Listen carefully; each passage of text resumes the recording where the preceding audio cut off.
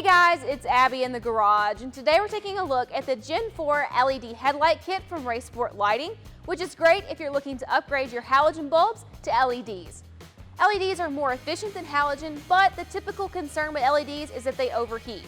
Well, this LED kit from Sport has a patent-pending fanless rope heatsink design, which keeps the power diodes cool.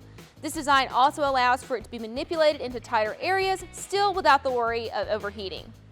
These LEDs have a super bright output of 2700 lux, which is the usable amount of light output or how much light falls on the surface.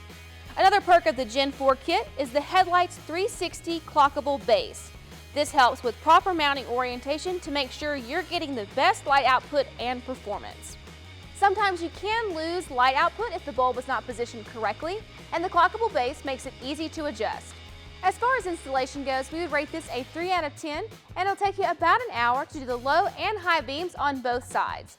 If you've done a basic light installation before, this is a little bit more involved when it comes to fitting everything inside the housing, so if you're not confident doing this installation, be sure to check out our dealer locator below where you can find a dealer near you who would be more than happy to help you with this installation.